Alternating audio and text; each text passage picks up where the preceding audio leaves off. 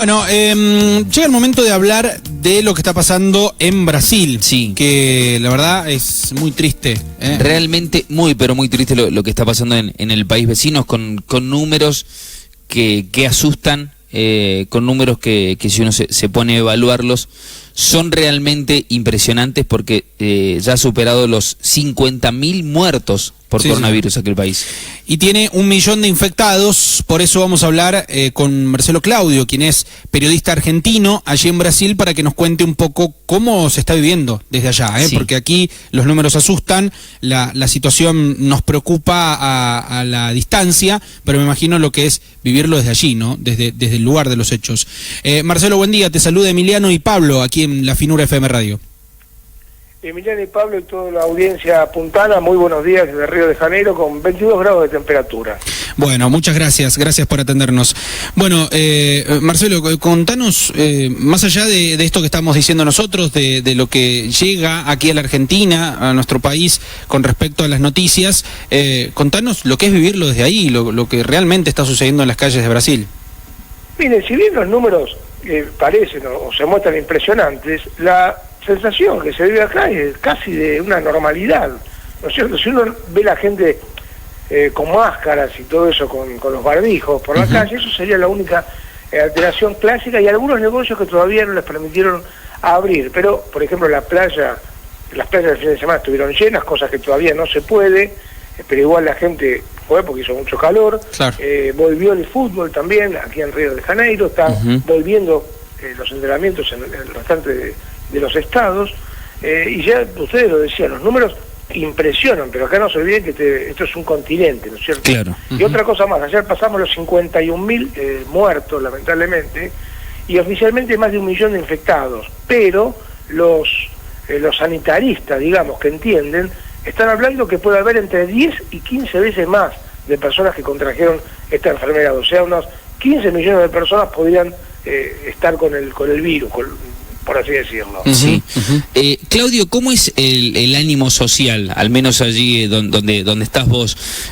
Porque aquí la información que nos llega, obviamente, es que hay un malestar social, pero cuando ves, por ejemplo, las páginas de los diarios de Brasil, cuando ves los canales de Brasil que hacen referencia a la situación, no se ve un malestar generalizado socialmente. En ese aspecto, ¿cómo está? No, habría que ver a qué llamamos, digamos, cierto desorden social, ¿no es cierto? Políticamente sabemos que es muy complicado porque tenemos un presidente que es prácticamente un psicópata, junto con un gabinete de ministros que está más loco que él todavía, Qué increíble. que realmente no han hecho nada para combatir a esta pandemia. Sí lo han hecho los gobernadores de los estados, que fueron los que realmente más o menos pudieron hacer una especie de cuarentena, colocar unas restricciones, y gracias a eso hoy no hay una cantidad de número mayor de muertos y de infectados. Ahora, problema social como en todo el mundo, la falta de trabajo, la cantidad de gente que se va a quedar sin el trabajo, la gente que tiene que salir sí o sí, o que tuvo que salir inclusive en el medio de la pandemia a trabajar, y bueno, son cosas que el brasileño, te digo, está acostumbrado, ¿no es cierto? Mucha gente, en un país muy desigual, está acostumbrado a pasar por este tipo de cosas. Tal vez esta pandemia sea una cosa inédita en esta generación, pero ya ha soportado en algunas otras generaciones cosas inclusive hasta peores, te diría. Sí. Menos guerra, Claro. Terremoto, aquí hubo de todo. Y con respecto a lo que decías recién, a Bolsonaro, el presidente, y lo que ha pasado en Brasil en este último tiempo, con Bolsonaro a la cabeza, ha sido Terrible. realmente de tragicómico, ¿no? Porque ministros que se iban, ministros que no han durado más de un mes, decisiones que se han tomado que parecen totalmente absurdas, y como lo relatás vos, Marcelo, es como lo ve el brasilero, ¿es esa misma opinión que tienen? Hay un 30% que lo apoyan incondicionalmente, diga lo que diga, haga lo que haga este lunático, ¿no es cierto? Que siempre va a tener el apoyo de ese grupo muy radicalizado, que cada vez está más radicalizado. El otro 70% se lo mira con, obviamente, los que están en la oposición, siempre con desconfianza, y con una parte que ya sabíamos lo que era este tipo a lo largo de su vida pública, donde no hizo absolutamente nada, siempre mamó de la teta del Estado e inclusive fue expulsado del ejército por terrorista. Así que imagínense Sí. la calaña de este individuo, ¿no? Que hoy es presidente del país, un país gigante como Brasil. Claudio, quiero volver un poquito sobre los números y sobre el porcentaje que vos hacías referencia recién. Es inevitable pensar que en los próximos meses, primero, que el número se duplique y que Brasil continúe su vida normal. Digo normal en cuanto a las actividades, ¿no? Porque nunca se vio una cuarentena como la que pasó en Argentina, nunca se llegó al aislamiento, no hay distanciamiento social, insisto, en base a lo que nos llega desde el país vecino. En algunas ciudades hubo, por ejemplo en Niterói, frente a Río de Janeiro, hubo un aislamiento total como en Argentina, y en algunas otras ciudades por el Brasil adentro también, porque eso lo determinan las alcaldías, los intendentes. Por eso se paró en cierta forma el contagio, aunque en realidad no se para nada porque hay una subnotificación y es un virus que vamos a tener que aprender a convivir con él, dicen los especialistas, como el virus de la gripe, por ejemplo, que a algunos los va a afectar más, a otros los va a afectar menos. Lamentablemente habrá gente que quedará por el camino, y lo que se trata ahora, lo que miran acá, es la cantidad de capacidad que tienen las UTI, por ejemplo, que en San Pablo llegó a estar ocupado en un 90%, y acá en Río también, superando, y ahora andan por un 70% de ocupación, pero los números son muy inestables, ¿no es cierto? Pueden subir de una semana a la otra, inclusive de un día al otro, puede haber una cantidad de personas que están necesitando respiración mecánica, por ejemplo, que sabemos que es algo bastante grave. Ya cuando están en ese estadio realmente es algo muy complicado. ¿Cómo es la situación, digo, con respecto a las restricciones? Porque, por ejemplo, nosotros acá en la ciudad de San Luis, en la provincia de San Luis, estamos en una etapa que es la de distanciamiento social. Sí. Debemos usar el tapaboca o barbijo, mantener el distanciamiento social obligatorio. ¿Allá qué restricciones hay actualmente? Eso va a ser para toda la vida, que creemos. Y eso acá sí se completa, se respeta el lavado de manos, en todos los negocios que están abiertos hay alcohol en gel, en todos los vehículos hay, inclusive, por ejemplo, vos viajás en un avión o viajás en un ómnibus y el asiento del medio no lo venden, o sea que lo tienen que mantener, digamos, separado.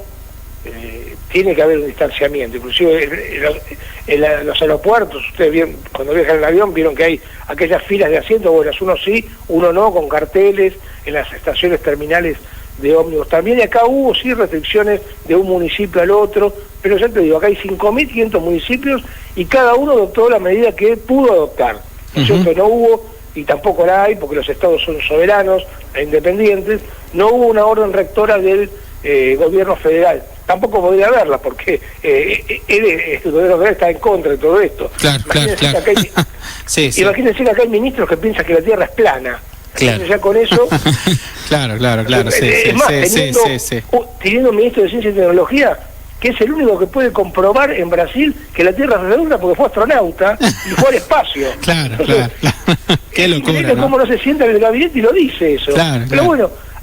son un bando de locos que están ahí, que bueno, que lamentablemente subieron por el voto popular y habrá que esperar hasta el 2022, ¿no? Marcelo, con respecto a esto que planteas, ¿no? Que Brasil vive por momentos en una irrealidad, porque vos escuchás los discursos de Bolsonaro y plantea cosas que son inexplicables o que no tienen un fundamento, que parece de capricho, ¿viste? El nene caprichoso que se le pone y le dan el gusto. Bueno, parece que estuviera haciendo eso con el país, Bolsonaro. En cuanto a las actividades, en cuanto, por ejemplo, a lugares que son de escasez económica, como las favelas y demás, se habla o llegó aquí el rumor de que nunca fueron los números correctos que se dieron por parte del gobierno de Brasil. ¿Esto es así? Mira, hay que ver qué favela y en qué ciudad, ¿cierto? Por ejemplo, acá en Río de Janeiro no, la intendencia no da datos de favelas, ¿no es cierto? Las ONG sí hacen un levantamiento, pero ya les anticipo que lo que se esperaba que podía haber en las favelas no lo hay. Realmente se tomaron medidas, inclusive por los propios habitantes, tomaron medidas realmente bastante restrictivas. Convengamos que en la mayoría de las favelas hay un estado paralelo, sí. O sea, son los bandidos los que mandan, no es el estado formal, y son los que ellos te dicen, bueno, después de las 10 de la noche, nadie en la calle, no hay reunión en bares, ponen carteles, y bueno, ya saben lo que les va a pasar, sean solidarios. O sea, las favelas están más organizadas que el país en sí. Sí, totalmente, donde hay bandidos, donde hay lo que se llama acá los narcos, digamos, sí.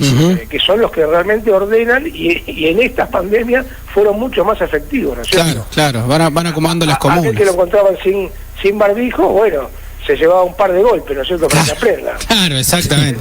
Se arregla de otra forma ahí, ¿no? Se arregla de otra forma, y por supuesto todos cumplieron a rajatabla. El Estado formal ayuda en el tema de la limpieza de las calles y todo eso, pero ese tipo de controles ayudó, digamos, a la no propagación que podría haber habido, ¿no es cierto? La verdad que hablamos con vos, Marcelo, y todo esto que nos estás relatando, y uno no entendería que estamos hablando hoy del segundo país con más contagios en el mundo, ¿no? Esto digo, por lo que nos estás contando, de los espectaculares números y de la realidad que se está viviendo. ¿Hacia dónde crees que van con esto? Digo, porque más allá de todas las restricciones que nos estás contando, las medidas que la gente toma, por decisión propia incluso, hay otra imagen, otra realidad, que es un poco la que estamos compartiendo nosotros en Imágenes ahora, que son esto de las fosas comunes, en las playas, la cantidad de personas que han fallecido durante este tiempo de la pandemia. Bueno, las fosas comunes en la playa de Copacabana fue una forma de expresión para ponerse en contra de lo que hace el gobierno federal, ¿no es cierto? No vayan a creer que hay fosas comunes en la arena de Copacabana, de ninguna manera. Claro, es una forma de protesta, digamos. Exactamente, fue un día, duró una mañana eso, y creo que el mundo lo leyó de esa forma, que realmente ve que no se hizo demasiado por parte del gobierno federal. Ya le digo, alcaldes y gobernadores hacen lo que pueden, pero claro, no cuentan con la ayuda, porque por lo más que sean estados soberanos independientes, necesitan ciertos repases de dinero de Brasilia, que obviamente los aprieta de esta forma. Mire, yo les mando dinero, pero ustedes abran tal lado, abran el fútbol, abran tal comercio, no hablen más de lockdown. Entonces, claro. Y por otro lado hay problemas graves y políticos. Los gobernadores de San Pablo y de Río de Janeiro fueron muy en contra de Bolsonaro. Ellos fueron aliados, se eligieron gracias a Bolsonaro, y ahora el gobernador de Río de Janeiro enfrenta un serio problema, porque seguramente le van a aplicar un impeachment este mismo año. Va a tener que salir porque hubo algunas compras de insumos, de respiradores, por el costado del reglamento, digamos, y bueno, entonces lo aprietan por ese lado, y seguramente va a tener que salir y en algún momento acabará preso. Claro, sí, lo van a terminar presionando tanto hasta que van a suceder con su salida. ¿Y vos cómo lo estás viviendo, Marcelo? Digo, ¿hace cuántos años que estás allá? Y hace más de 25 años. Claro, mucho tiempo. Hace un montón.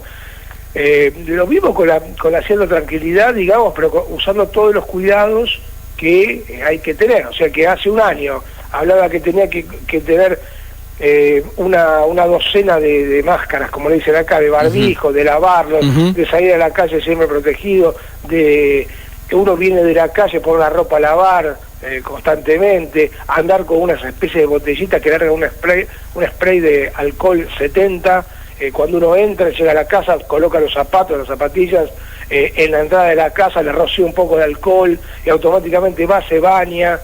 O sea, quien decía eso hace un año decía, bueno, uno está loco, ¿no? Sí, totalmente. Pero bueno, son las cosas. Por ejemplo, el otro día en el Maracaná, a todos los periodistas, obviamente nos hacen presentar un test de negativo, ahí te hacen pasar por una especie de túnel sanitizante, que no sé qué te tiran, y después te dan un kit, COVID, que le llaman acá, donde vos te dan una máscara, te dan alcohol en gel, y en los pupitres del Maracaná vos tenés que estar sentado a 1,5 metros del tipo que está al lado, no hay más conferencia de prensa, no podés agarrar a los jugadores en mano a mano en la parte mixta, como se llama, no hay entrevistas colectivas, hay un montón de restricciones, digamos, que va a haber que cumplirlas, y va a ser así por mucho tiempo, aunque acá, ya les anticipo, la idea acá es que a partir de julio, o como mucho agosto, se empiece a jugar en el Maracaná con un 50% de público, separado por 2 metros. ¿Julio, agosto, Marcelo? Sí. Dios mío, Sí. La idea acá es terminar cuanto antes los campeonatos estaduales en todo el país y empezar el Brasileirão a partir de agosto, ya. Y en algunos lugares con público. Epa.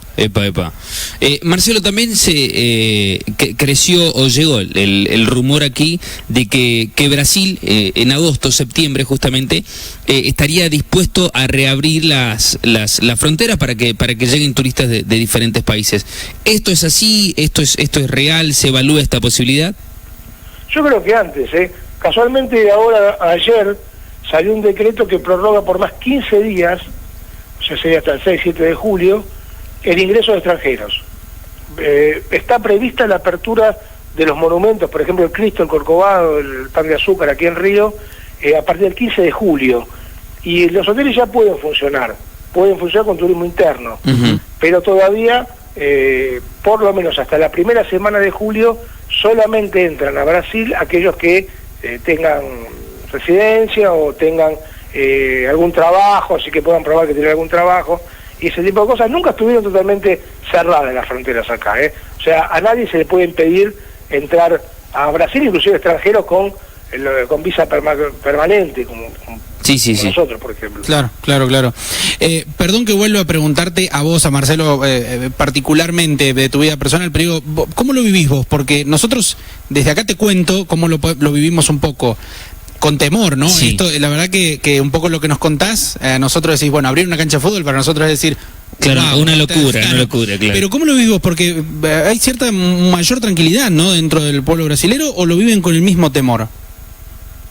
Mira, no hay tanto temor, porque hay que entender también cómo se vive, cómo vive el carioca, cómo vivimos acá, cómo vive el brasilero medio. Uno está sujeto a, por ejemplo, que acá ha habido epidemia de dengue hace poquito, y ahora hay un montón de casos de dengue, siempre los hubo.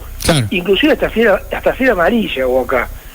Balas perdidas, asaltos en cualquier momento, blitz, o sea, de bandidos. O sea, uno va por una autopista acá y en vez de haber un control policial hay un control de bandidos. Y cuidado que los bandidos están los delincuentes marginales. Sí. Que te piden los documentos y se llega a descubrir que vos tenés pinta de policía, de militar, automáticamente te ajustician ahí adelante de tu familia. Esto sucede y es real. Acá hay casos de tuberculosis, o sea, hay de todo. La ciudad de Río de Janeiro es una ciudad maravillosa desde el punto de vista cuando uno va en avión con unos atractivos hermosos, pero convive con este tipo de cosas también, con muchísima gente viviendo y durmiendo en la calle, ahora más que nunca. Por suerte son asistidos por la municipalidad, inclusive muchos, te voy a decir, muchos argentinos, y muchos extranjeros que vivían del turismo, tienen que estar viviendo en la calle porque no pudieron volverse a sus países y están a la buena de Dios, digamos, al salto por un bizcocho, dependiendo de que alguien les dé algún pedazo de pan, alguna bebida. Eso realmente es así, ¿no es cierto? Claro. O sea, por eso yo le decía que esta epidemia o esta pandemia es algo más, digamos, que puede hay lugares, mira, hay lugares en el Brasil profundo que todavía en pleno siglo XXI no tienen luz. No tienen luz y comen los chicos harina de mandioca. No tienen agua tampoco, comen todo el día harina de mandioca. ¿Qué les va a importar un virus? Es un problema más y no es el problema principal como pasó en diferentes partes del mundo, es la realidad. Claro, eso es otra realidad, ¿no es cierto? Lamentablemente es otra realidad y hay que entenderla, porque ya les digo, Brasil es un continente, es una cantidad de países, e inclusive ni los propios brasileños saben que puede existir, no sé, tribus de indios que ya hablan su idioma. Acá, por ejemplo, el 13% del territorio es territorio indígena, que no puede entrar. Ese 13% de territorio equivale al 40% del territorio argentino. Imagínense casi la mitad de la Argentina llena, digamos, de indios que son inexplorados, que ni siquiera tuvieron contacto con el hombre, por ejemplo. Claro, en pleno siglo XXI, exactamente, en pleno siglo XXI. Sí, qué increíble. Es otra realidad, sí, totalmente, es otra realidad. Marcelo, te queremos agradecer por tu tiempo y bueno, te mandamos un abrazo a la distancia. Perdóname que me fui largo. No, pero es un placer. Muy interesante, muy interesante todo lo que nos has contado. Un abrazo. Hasta todos los momentos. Chau, chau. Buen día, buen día.